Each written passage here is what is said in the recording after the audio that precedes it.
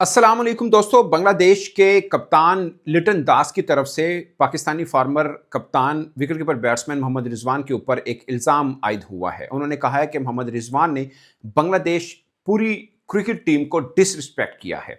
इस पे थोड़ी सी बात करेंगे क्योंकि आम जो क्रिकेट फैन हैं, भले वो पाकिस्तानी हों या बांग्लादेशी हों, वो समझते हैं कि दोनों के टीमों के खिलाड़ियों के बीच में बड़े अच्छे ताल्लुकात हैं और हमने ऐसे विजुअल्स देखे भी हैं। बट बीच में ये एक दो ऐसे वाक़यात हुए जिसके ऊपर ये काफ़ी सवाल उठ रहे हैं कि बोर्ड्स के बीच में इतने अच्छे ताल्लुकात, हमने साथ दिया वर्ल्ड कप के इनका जो सिनेरियो बना था, उसके अंदर तब भी बांग्लादेशी क्रिकेटर्स पाकिस्तानी खिलाड़ियों के खिलाफ जारहाना अमल क्यों दिखा रहे हैं? इससे पहले नहीं देखने को मिलता था, अब देखने को मिल रहा है, जबकि पाकिस्तान उनके साथ खड़ा हुआ था मुश्किल में। इस पे बात करेंगे। नंबर 2, अभी जो 49 क्रिकेटर्स का कैंप पाकिस्तान क्रिकेट बोर्ड ने कॉल किया है, उसमें जिन खिलाड़ियों को नहीं बुलाया गया, बाय चांस वो पहले भी परफॉर्म कर रहे थे, अभी रात को नेशनल टी20 का कप का फाइनल हुआ, बाय चांस उन तीनों खिलाड़ियों ने बड़ा अच्छा परफॉर्म किया। उसमें अगरचे अब्बास अफरीदी भी कैंप में नहीं बुलाए गए, वो खेले नहीं है, बट उनको भी मुझे लगता है कैंप में बुलाया जाना चाहिए था। बट जिन्होंने परफॉर्म किया उसमें शाहजेब खान हैं, अरशद इकबाल हैं, कामरान गुलाम है। इन पर तफसील से बात करेंगे, बट पहले उस पर आते हैं। लिटन दास ने बांग्लादेश के एक लोकल न्यूज़पेपर, उनका सबसे बड़ा न्यूज़पेपर है, उनको इंटरव्यू दिया है और उनको कहा है कि मोहम्मद रिजवान ने दोनों मैच के इख्तिताम पर ड्रेसिंग रूम से बाहर नहीं आए। उनके साथ मसला था लिटन दास के साथ, बट बाकी बांग्लादेशी टीम के साथ उन्होंने हैंडशेक क्यों नहीं किया? और ये ना करने का मतलब ये है कि मोहम्मद रिजवान ने डिसरिस्पेक्ट किया। ये इल्ज़ाम लगाया है लिटन दास ने। इस पर मोहम्मद रिजवान का कोई रद्द-ए-अमल अभी तक तो सामने नहीं आया। कभी अभी कैंप के दौरान उनकी कोई गुफ्तगू हुई, ज़ाहिर है उनसे सवाल होगा तो इस पे वो जवाब ज़रूर देंगे। बाकी वो सेंट्रल कॉन्ट्रैक्टेड क्रिकेटर हैं, वो अपने से इस पर जवाब नहीं दे पाएंगे। अगर कोई उनको देना हुआ तो पाकिस्तान क्रिकेट बोर्ड के जरिए भी वो बाई चांस दे सकते हैं। मुझे लगता है उनको देना भी चाहिए क्योंकि एक इल्ज़ाम आया है। हाँ, और अगर दोनों मैच के इख्तिताम पर मोहम्मद रिजवान ने हैंडशेक नहीं किया तो ये बाई चांस नहीं हो सकता, अगर उनका इल्ज़ाम ये ठीक है लिटन दास का। क्योंकि ग्राउंड के अंदर तल्ख़ कलामियाँ हुई, सख्त जुमलों के तबादले हुए, वो हमने देखे, उसके ऊपर मैं थोड़ी-सी बात भी करूँगा। बट मुझे लगता है कि मैच के इख्तिताम पर हैंडशेक ज़रूर होना चाहिए।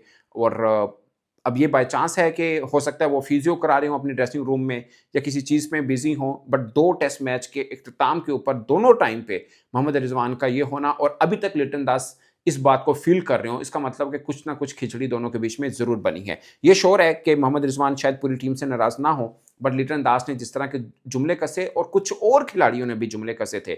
आपको पहले टेस्ट मैच में याद होगा जब रिजवान बैटिंग कर रहे थे तो सब कह रहे बांग्लादेशी कुछ क्रिकेटर्स ने वाज़ेह कसी और ये भी कहा कि ओवर एक्टिंग कर रहा है, ओवर एक्टिंग के नंबर काटो, ₹50 काटो, इस तरह की वाज़ेह कसी। फिर ये भी कहा कि पाकिस्तान टीम में जगह नहीं बन पा रही, अपनी इनिंग अपने लिए खेलेगा, अगर आउट हुआ तो प्रेशर है इसके ऊपर, ऐसी बातें भी की। और फिर दूसरे टेस्ट मैच में हमने ये भी देखा कि जब साइड स्क्रीन के पास गुज़रते हुए लड़के की वजह से मोहम्मद रिजवान को प्रॉब्लम हुआ और वो कुछ देर के लिए रुके तो लिटन दास ने वाज़ेह कसी कि आप हमेशा यूँ करते हो, ये क्यों कर रहे हो? तो रिजवान ने कहा था लिटन दास को कि ये एतराज़ अंपायर को करना चाहिए, आप क्यों कर रहे हो? सामने लड़के के गुजरने की वजह से मुझे इशू आ रहा है और मैं ये बॉल नहीं खेल पाऊंगा, इसलिए मैं रुका हूं और मैंने उस लड़के को हटाने की कोशिश की है जो साइड स्क्रीन पे चल रहा है। और अगर इस पे कोई इतराज़ बनता है, अगर कोई इतराज़ बनता है तो वो अंपायर के एंड से बनता है, आपके एंड से नहीं बनता। आप क्यों बोल रहे हो?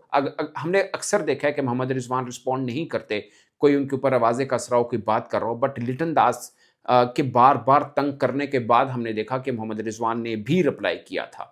अदरवाइज़ हमने देखा है कोई बॉलर, इवन के इंडियन सिराज ने एक बार थ्रो करते हुए बॉल उनके कोहनी पे मारी थी, तो रिजवान ने कुछ नहीं किया था। 1-2 और बार हमने साउथ अफ्रीकन क्रिकेटर्स को भी देखा, उन्होंने तल्खी दिखाई, तब भी रिजवान ने कोई ख़ास उस तरह से जवाब नहीं दिया था। और अभी सीरीज़ के बीच में भी 1-2 बार ऐसा हुआ तो रिजवान ने गुस्सा नहीं किया था। ये बांग्लादेश के दौरान सीरीज़ में भी हुआ था। बट लिटन दास चूँकि कीपिंग में खड़े थे और बार-बार रिजवान को तंग कर रहे थे, उस पर हमने देखा कि रिजवान उनके साथ रिजवान भी उलझे थे और जिस लहजे में लिटन दास ने बात की, उसी लहजे में फिर रिजवान ने भी रिप्लाई ज़रूर किया था। बट अनफॉर्चुनेटली पाकिस्तान वो दोनों टेस्ट मैच हारा था और अब लिटन दास ये इल्ज़ाम डाल रहे हैं कि दोनों टेस्ट मैच के इख्तिताम के बाद जब दोनों टीमें आपस में हैंडशेक करती हैं, पाकिस्तानी बाकी क्रिकेटर्स आए, सबके साथ हैंडशेक किया, मगर मोहम्मद रिजवान ने किसी के साथ हैंडशेक नहीं किया। यानी लिटन दास ये कहना चाह रहे थे कि अगर मेरे साथ झगड़ा था, मेरे साथ ना करते, लेकिन पूरी टीम के साथ ना करना, हमारी पूरी टीम को डिसरिस्पेक्ट करना है, ये लिटन दास का कहना है। वैसे मेरे लिए बड़े अचंभे की बात है, बांग्लादेश के अंदर मैंने बहुत सी पाकिस्तान के टूर्स और कोई सीरीज़ होती है जैसे एशिया कप, वर्ल्ड कप, वो मैंने कवर किया है।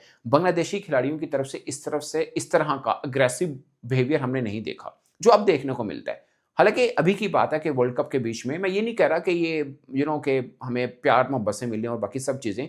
क्रिकेट में एग्रेशन होना चाहिए, बट ये साफ था कि मोहम्मद रिज़वान को लेके बांग्लादेशी कुछ क्रिकेटर्स ने वो बातें भी की जो शायद थोड़ी बिलो द बेल्ट है, या पर्सनल बातें एटलीस्ट वो ज़रूर थी। यानी पर्सनल टाइप का कुछ सीन लग रहा था, और फिर बाद में अभी भी लिटन दास की तरफ से ये स्टेटमेंट मीडिया में देना कि रिज़वान ने डिसरिस्पेक्ट किया है, एक ठीक-ठाक किस्म का क्वेश्चन मार्क रिज़वान के ऊपर तो उन्होंने लगा दिया। सो ये मुझे समझ नहीं आ रही कि बांग्लादेशी क्रिकेटर्स इस तरह से लेकर इस बात को हवा क्यों दे रहे हैं, और इतना जारहाना रवैया पाकिस्तानी क्रिकेटर्स के लिए उनका क्यों था? ये एक है। अब आते हैं दोस्तों उन बात के ऊपर जो पाकिस्तान का 49 क्रिकेटर्स का कैंप बुलाया है पाकिस्तान क्रिकेट बोर्ड ने। उस कैंप में मैंने कल भी बात की थी कि अब्बास अफरीदी नहीं है, कामरान गुलाम नहीं है, शाहज़ेब खान नहीं है, उसके अलावा अरशद इकबाल का ना होना। अगरचे अब्बास अफरीदी रात का मैच नहीं खेले, बट जिन खिलाड़ियों ने खेला, शाहज़ेब खान ने 50 की। मुझे लगता है वो टी20 की बजाय वनडे क्रिकेट के बेहतर हैं, बट एटलीस्ट 49 क्रिकेटर्स के में उनका नाम आता है। जब आप पाकिस्तान क्रिकेट बोर्ड ये अनाउंस करता है कि डोमेस्टिक के अच्छे परफॉर्मर को भी हमने शामिल किया है, तो प्रेसिडेंट कप में उस लड़के ने टॉप किया है। आप उसको कैसे नजरअंदाज कर सकते हैं? काज़िम ट्रॉफी में टॉप 3 के अंदर वो है, आप कैसे नजरअंदाज कर सकते हैं? नेशनल टी20 में भी बेहतर वो खेले, अभी फाइनल के अंदर भी 50 कर दी है। कामरान गुलाम ने टी20 में 184 की स्ट्राइक रेट के साथ अभी जो नेशनल टी20 कप खत्म हुआ उसमें बैटिंग की है। 260 प्लस की एवरेज बनती है, क्योंकि उन्होंने 5 मैचेस में 268 ही रन्स किए हैं और वो आउट नहीं हुए, इसलिए एवरेज उनकी ज़्यादा बन गई है। बट 184 का strike rate is too much. 9 list A 100 हैं उनके, 18 फर्स्ट क्लास सेंचुरीज़ हैं, जिसमें एक इंटरनेशनल सेंचुरी भी उनकी शामिल है। इस रिकॉर्ड वाले लड़के को आप अगर कैंप में नहीं रखते, मुझे तो लगता है कि वो रेड बॉल और व्हाइट बॉल में ओडीआई दोनों में जगह बनती है कामरान गुलाम की, बट किसी में भी ना रखना तो समय से बलतर है। फिर अरशद इकबाल के बारे में मैंने कल भी बोला था कि वो पाकिस्तानी क्रिकेट टीम के बिल्कुल दरवाजे पे खड़े थे, इंजरी से झूले और बाहर हुए, और उसके बाद ऐसे बाहर हुए कि पीएसएल में भी उनको चांस उस तरह से नहीं मिल पाया, लेकिन बाकी डोमेस्टिक टूर्नामेंट में उन्होंने अच्छा परफॉर्म किया, चाहे वो प्रेसिडेंट कप हो या नेशनल टी20 का फाइनल था। लास्ट में 3 आउट किए फाइनल मैच के अंदर, जिसमें टेस्ट टीम के कप्तान शान मसूद की विकेट भी शामिल है और ख्वाजा नाफे की विकेट भी शामिल है। सो ये मुझे लगता है कि पाकिस्तान क्रिकेट बोर्ड को रिव्यू ज़रूर करना चाहिए। वैसे मैं एक्सपेक्ट कर रहा हूँ कि इनकी परफॉर्मेंसेस पहुंची होंगी सिलेक्शन कमेटी को, और रियलाइज़ ज़रूर करेंगे कि ये गलती हुई है। एटलीस्ट शाहज़ेब, कामरान गुलाम, अरशद इकबाल और फिर अब्बास अफरीदी, इवन इरफान न्याज़ी, अगरचे रन नहीं किए, बट आपने एक कैंप बुलाया है, आपको कल ज़रूरत पड़ सकती है। जैसे हमने टी20 वर्ल्ड कप में किया था, ख्वाजा नाफे को हमने ए टीम में भी नहीं रखा।